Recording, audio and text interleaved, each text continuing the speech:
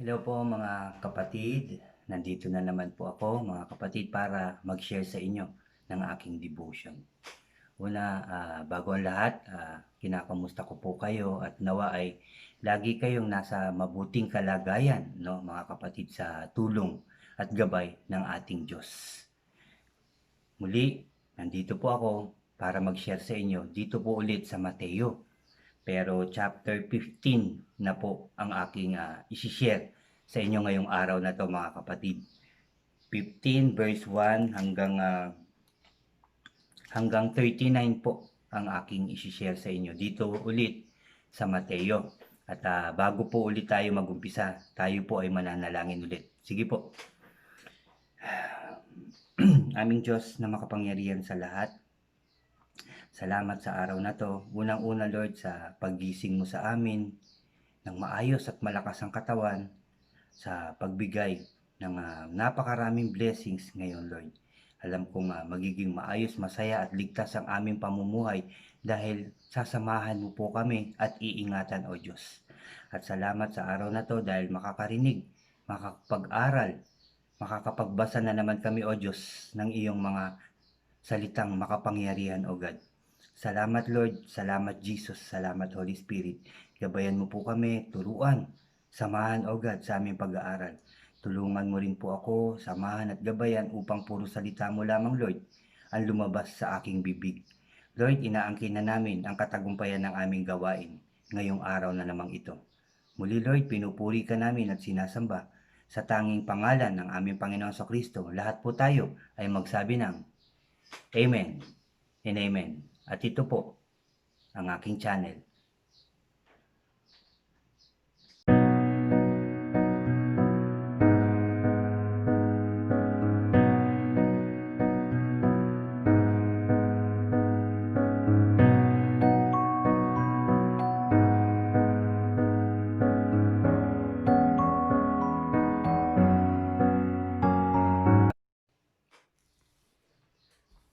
Hello po ulit mga kapatid, salamat ulit at nandyan kayo.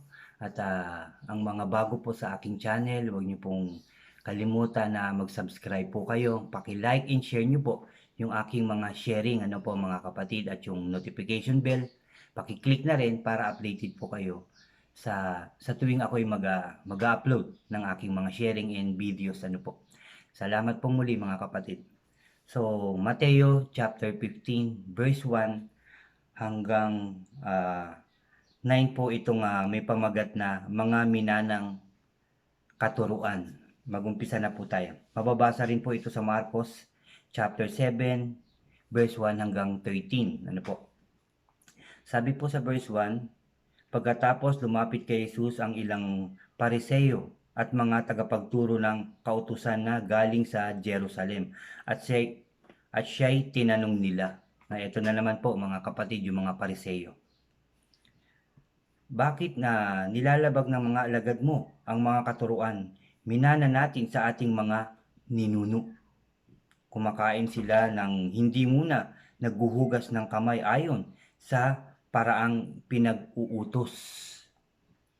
Sinagot sila ni Jesus, bakit naman ninyo nilalabag ang utos ng Diyos dahil sa inyong mga tradisyon?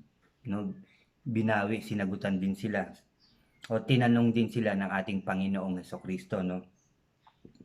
Sinabi ng Diyos, igalang mo ang iyong ama at ina, at ang sino mang lumapit sa kanyang ama o ina ay dapat patayin, no? Ulitin ko lang. Sabi po sa verse 4, sabi ng Diyos, igalang mo ang iyong ama at ina, at ang sino mang lumapit sa kanyang ama o ina ay dapat patayin. Sabi pa dito, ngunit itinuturo ninyo na kapag sinabi ng isang tao sa kanyang ama o ina, ang anumang maitutulong ko sa inyo ay naihandog ko na sa Diyos. Hindi na siya kailangan tumulong ang kanyang ama. O ulitin ko lang, hindi na niya kailangan tulungan ang kanyang ama. Pinawawalang kabuluhan ninyo ang salita ng Diyos. Masunod lamang ninyo ang inyong minanang mga katuruan. 7, mga mapagkunwari. Tama nga ang sinabi ni Propeta Isaias tungkol sa inyo. Ito ang sinabi ni propeta. Ang paggalang sa akin ng bayang ito ay pagkukunwari lamang. Sapagkat sa bibig at hindi sa puso ito bumubukal. Walang kabuluhan ang kanilang pagsamba sapagkat itinuturo nilang galing sa Diyos ang kanilang mga utos. Amen. Amen. Tinanong siya bakit kumakain. Tinanong ang ating Panginoon sa Kristo, bakit kumakain ng hindi naghuhugas ng kamay? Pero tinanong din niya ang mga Pariseo, bakit naman ninyo nilalabag ang utos ng Diyos dahil sa inyong mga tradisyon, no?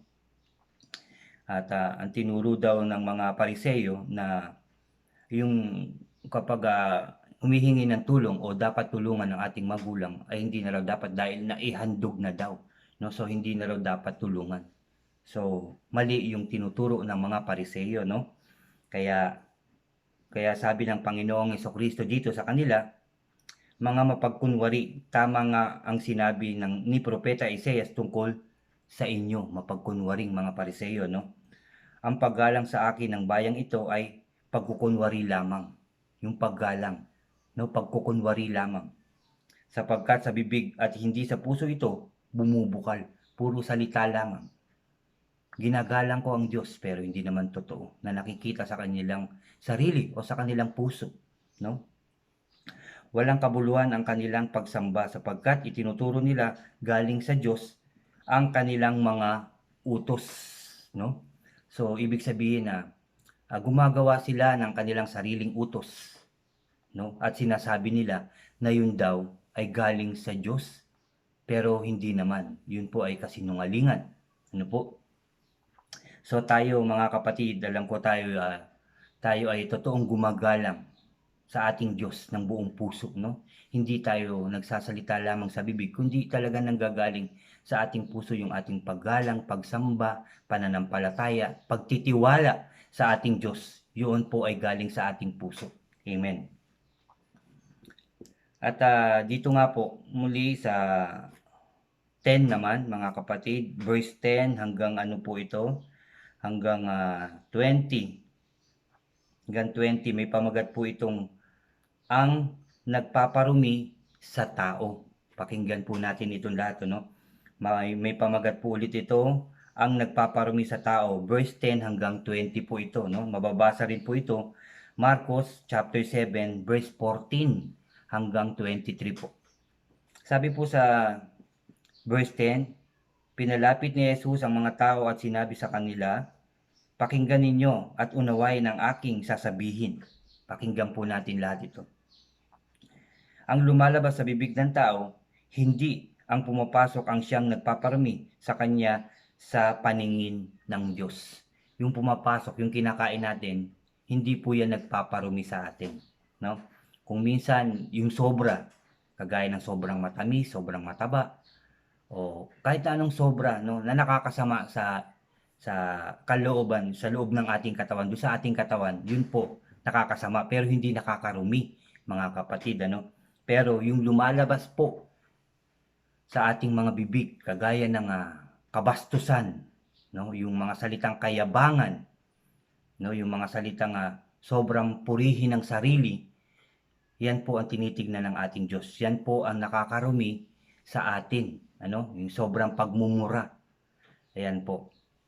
Yan po ang nakakarumi sa tao. Ulitin ko lang, pinalapit ni Jesus ang mga tao at sinabi sa kanila, pakinggan ninyo at unawain ang aking sasabihin.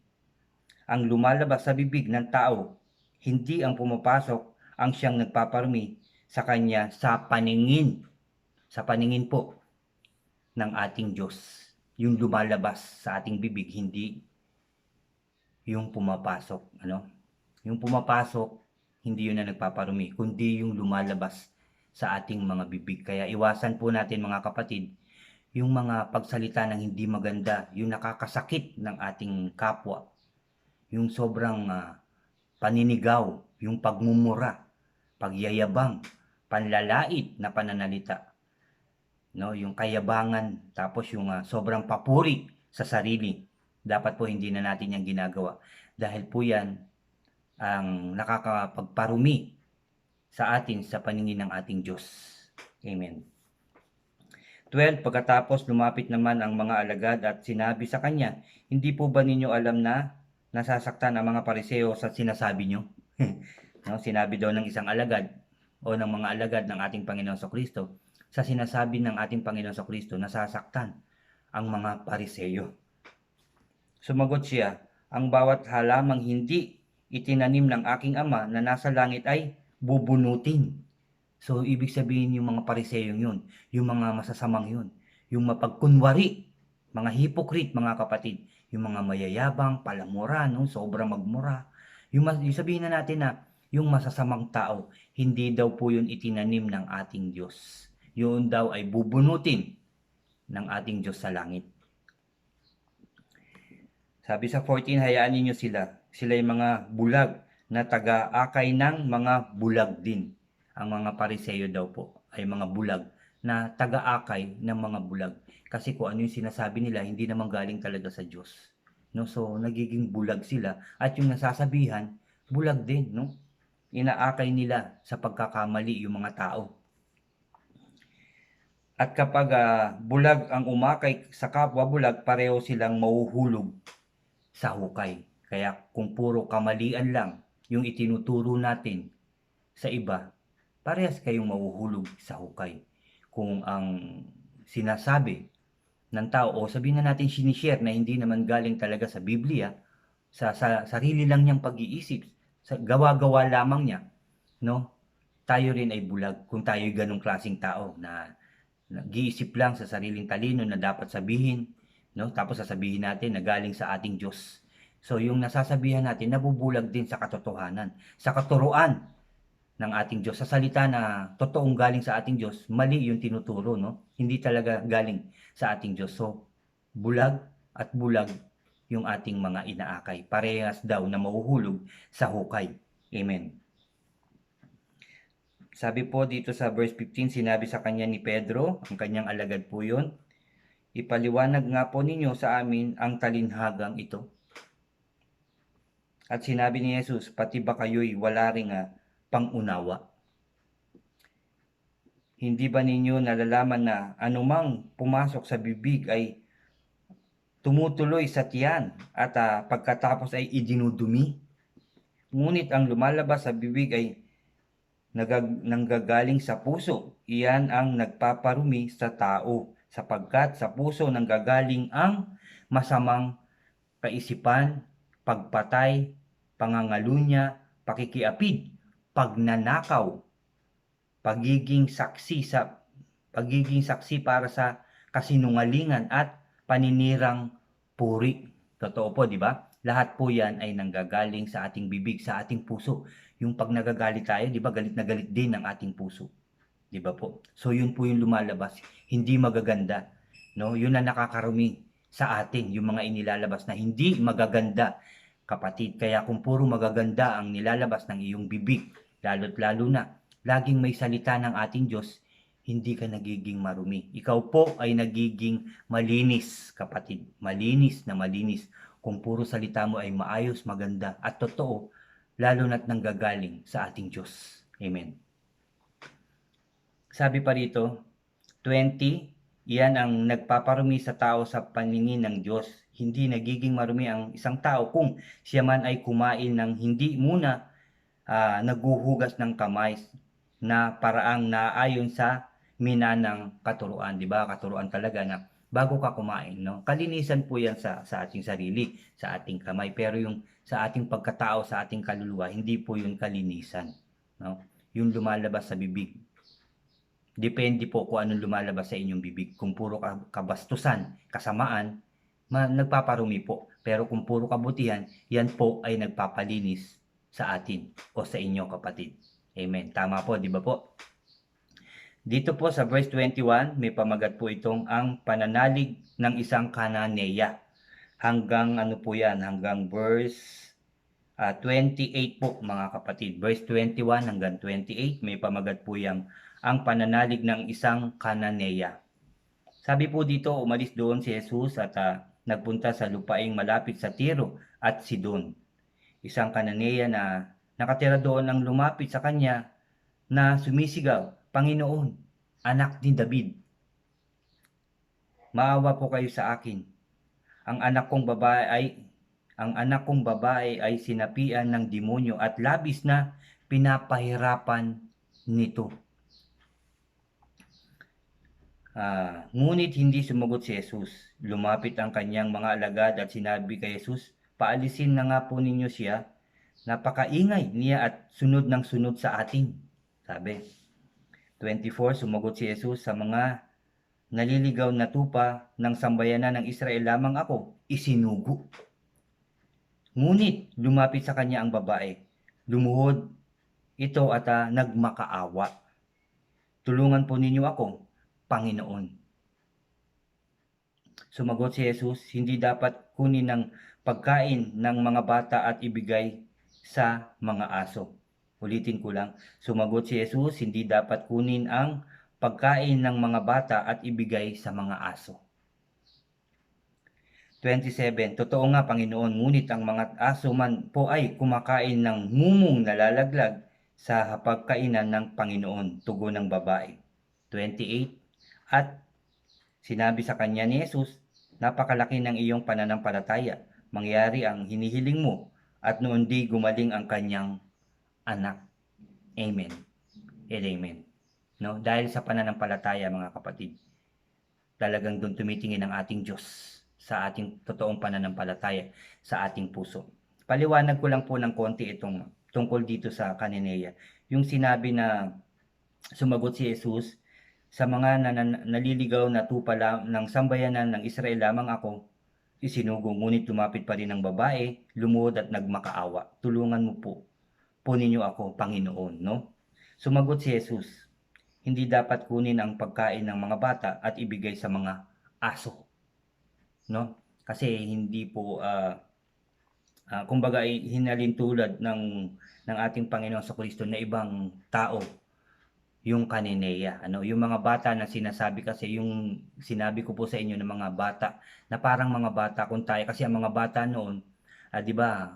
Siguro hanggang ngayon meron pa rin mga bata na kapag pinaliwanagan mo, nagkwento ka ng magandang kwento, yun po ay nakikinig. Talagang nakanganga sa'yo, nakatitig at sinasapuso yung kwento. Ganun po ang hinahalin tulad do sa mga taong totoo yung pananampalataya at nakikinig sa salita ng ating Diyos, yung hindi nagbibingi-bingihan, no? Hindi yung nagbubulag-bulagan mga kapatid. Ganun po yung bata, no, na hinahalin tulad ng ating Panginoon sa Kristo. Tayong mga totoong nakikinig sa salita ng ating Diyos, nag-aaral ng mabuti, no? Kapag may nag-share, pastors man yan, bishops, or leader man yan, o kagaya ko halimbawa mga kapatid, at tayo nakikinig ng maayos, tayo po yung mga bata na totoong nakikinig. Kaya sabi dito sa Cananea, sinabi ng ating Panginoon sa Kristo, hindi daw dapat ibigay kasi yung salita ng ating Diyos, yun ay pagkain ng ating kaluluwa. No, so hinalin tulad lang po yun.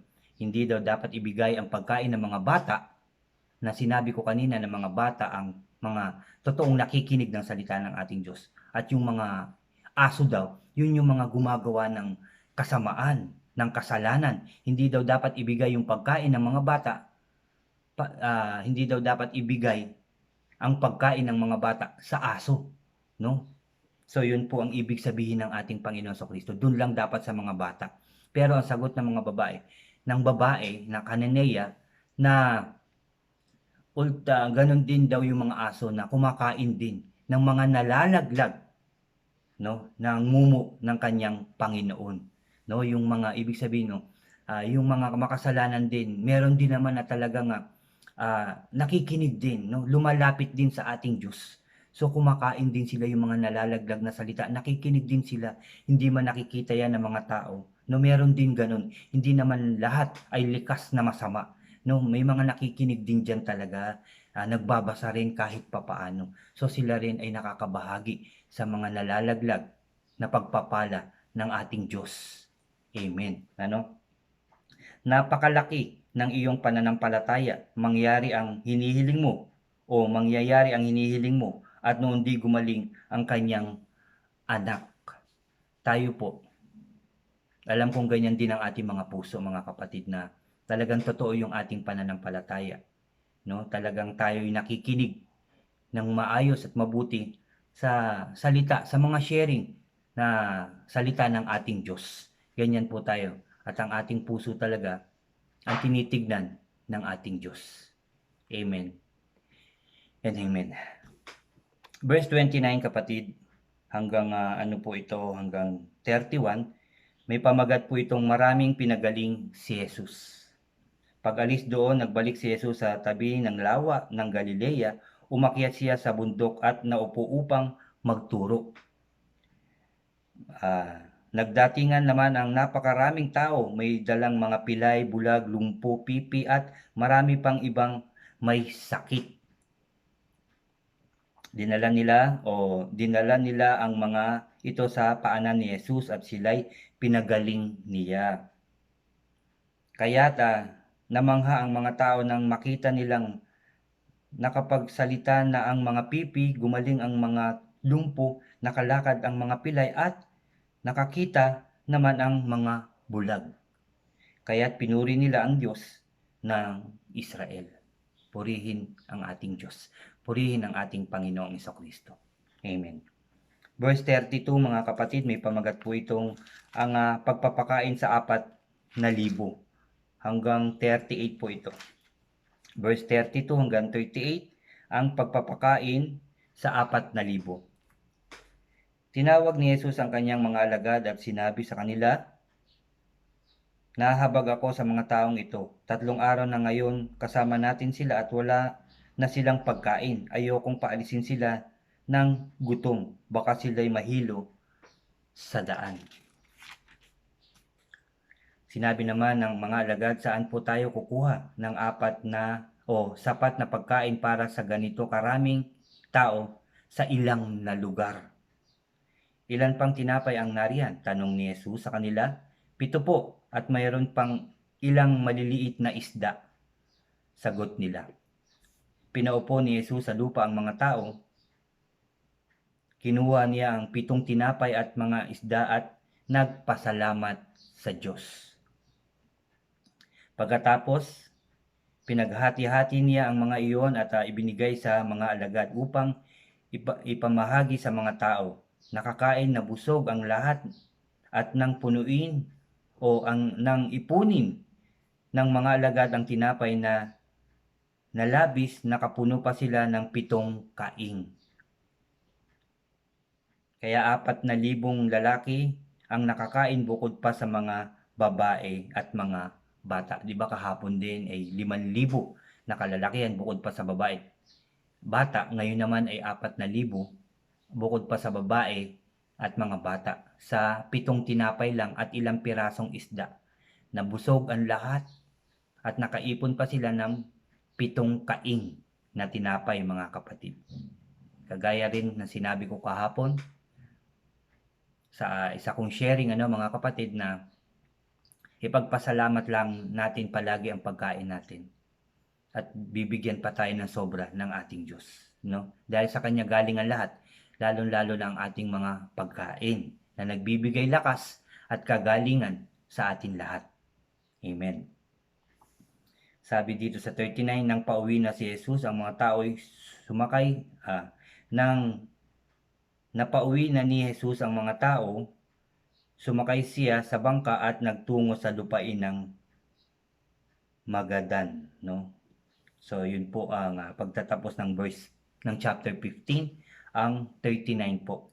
No, napakaganda po ulit mga kapatid. Talagang mababasa natin dito talagang yung faith, no, yung unbreakable faith ng pinakita dito ng Cananea, no mga kapatid, tungkol nga doon sa kanyang anak na may karamdaman na sinapian ng demonyo, at sinabihan nga siya ng Panginoon sa Kristo na hindi dapat ibigay ang pagkain ng bata sa mga aso.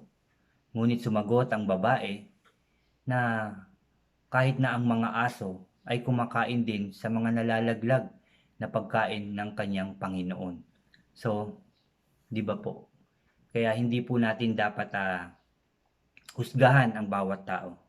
No, kahit pa ito sabihin na natin na nakikita natin na hindi magagarang manamit, o sabihin na natin na ito'y nakagawa ng kasalanan o pagkakamali, hindi natin sila kailangan husgahan. Kung minsan Baka hindi natin alam sila pa pala ang mas malapit sa ating Diyos na mga kapatid. So wag ho tayong, at alam ko naman na hindi tayo gano'n, hindi tayo nanghuhusga, nanlalait, nanghahamak ng ating kapwa, mga kapatid. Tayo po ay talagang lumalapit sa ating Diyos ng maayos, ng totoo, na galing sa ating puso, no? Napakaganda po, di ba? Yung unbreakable faith na ipinakita ng Cananea. Nawa ganun din tayo, no? Yung true faith na sinasabi, yun din ang dapat makita sa atin, hindi lang sa ating bibig, mga kapatid, kundi sa ating pagkilos, paggalaw, sa ating ginagawa, no? At sa ating puso, no? Mga kapatid, ganun po dapat, hindi lang yung puro salita lamang, pero hindi naman totoo. Pero tayo, na nandito na at lumapit na sa ating Diyos, no? Tayo ay mabubuting tao na, tayo malilinis, maganda tayo magsalita, maayos, at sa tuwing tayo magsasalita, alam ko na may kasama din yun na salita ng ating Diyos, yung mga pangako ng ating Diyos, no? Kung ikaw ay talagang merong matindi o totoong pananampalataya sa ating Diyos, kaya mong magpagaling, kaya mong gumaling sa anumang klaseng karamdaman, kaya mong maging maayos muli ang iyong buhay, mas masagana, no mga kapatid, kung totoo yung iyong pananampalataya na nakikita sa puso, hindi sa panlabas lamang. Yun po ay kaya mong ayusin, kaya mong maging maganda ang buhay dahil kasama mo ang ating Diyos. No po, yun po yung talagang true faith na sinasabi, na kasama natin ang ating Diyos. Nawa hindi tayo kagaya rin ng ibang tao na nakikinig pero hindi naman sinasabuhay o sinasapuso. Labas sa kabilang tenga, pasok dito, labas sa kabilang tenga, no? Nakikinig-kinigan kunyari, nanonood-nood pero malayo ang isip, no? Alam kong hindi po tayo 'yon, mga kapatid. At muli mga kapatid, salamat, alam kong marami tayong natutunan na naman ngayong araw na 'to. Talagang na-bless na naman tayo sa salita ng ating Diyos, no? Dito sa Mateo na naman, no? So, sa susunod, ang share ko ay 16 naman ng Mateo, no? Yung kabuuan uli ng chapter 16 ng Mateo. Salamat po muli mga kapatid dahil nandyan na naman kayo, dahil hanggang sa matapos ay nandyan kayo, no? At alam ko na madadagdagan pa ang makikinig, manonood ng salita ng ating Diyos, no? Hindi man makakinig o maka-attend, pero alam ko magbabasa po kayo sa inyong mga tahanan, at ito rin ay isi-share nyo sa inyong mga mahal sa buhay at sa inyong kapwa. Salamat po mga kapatid. Tayo po ulit ay lalapit sa ating Diyos. Mananalangin po ulit tayo ng buong puso at kaluluwa. Sige po, tayo po ay magsiyuko. Ihanda po natin ang ating puso sa pakikipag-usap sa ating Diyos na buhay. Nandyan po siya. Nakikinig po siya, kapatid. Sige po. Aming Diyos na makapangyarihan sa lahat, maraming salamat sa iyong mga salita. Nabusog na naman po kami, Lord. Nabusog na naman po ang aming kaluluwa sa binigay mong salita mong makapangyarihan, O Diyos. Salamat, Lord. Salamat, Jesus. Salamat, Holy Spirit. Salamat, Lord, sa pagsama niyo palagi sa aming pag-aaral, pagbabasa ng iyong mga salita. Salamat din, Lord, at lagi mo akong ginagabayan, sinasamahan at tinuturuan sa aking paghahayag, O God, ng iyong mga salita. Salamat, Lord, dahil tagumpay ang aming gawain na naman ngayong araw na to, O God. Salamat. Lord, salamat din, Lord, sa mga kapatid kong nandyan na nakikinig palagi ng iyong mga salita. Huwag mo rin silang pabayaan, O God. Pagpalain mo rin sila, gabayan, palakasin, ilayo sa anumang kapahamakan, karamdaman, tukso at gawa ng demonyo, O Diyos. Pagpalain mo po silang lahat. Pagalingin mo po, Lord, ang lahat ng may karamdaman. Ang mga nagugutom, muli mong pakainin, O God. Ayusin ang buhay, O God. Muli mo nga, pasayahin ang bawat buhay ng mga tao.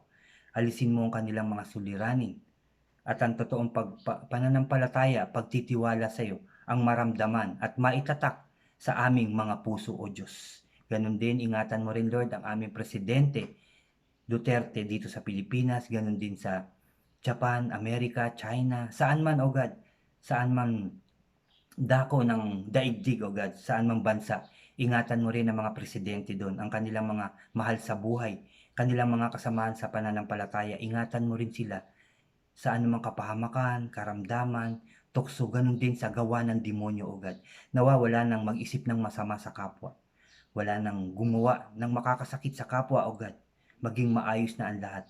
Maging puro pagmamahalan na lamang ang maramdaman ng bawat tao. Totoong pagpapakumbaba at totoong pagpapatawad ang itatak mo, Lord, sa aming mga puso't isipan. Maging maayos na nawa ang buong mundo. Mawala na ang virus na yan, makapagsimula na kami ng mas maayos, mas masaya, mas masagana, at mas tagumpay na pamumuhay na kasakasama ka, O Diyos. Salamat, Lord, dahil inaangkin na namin ang katagumpayan na yan. Ang aming panalangin ay iyong dininig na, O Diyos. Salamat, Lord. Salamat, Jesus. Salamat, Holy Spirit. Lord, binabahiran ko na ng banal na dugo ng aming Panginoon Kristo ang aming mga buhay. Kami magiging maayos at masaya, ligtas, masagana at tagumpay, O Diyos. Ganon din ang bawat bansa, magiging maayos, masaya, tagumpay ang bawat bansa, ang bawat tao, O Diyos, dahil sasamahan mo kami, dahil kasama ka na namin simula sa mga oras na to hanggang sa kahuli-hulihan ng aming buhay. Thank you, Lord. Thank you, Jesus. Thank you, Holy Spirit. Muli, Lord, at lagi ka namin pupurihin, sasambahin, dadakilahin at iibigin, O Diyos, sa matamis at makapangyarihan pangalan ng aming Panginoong Kristo. Mga kapatid, lahat po tayo ay magsabi ng Amen and Amen. Salamat pong muli, kapatid. Salamat po. God bless you. At mabuhay po tayong lahat. God bless po at see you po ulit sa aking susunod na sharing po. Salamat po muli at nandyan kayo palagi. Salamat po. Salamat po. Amen.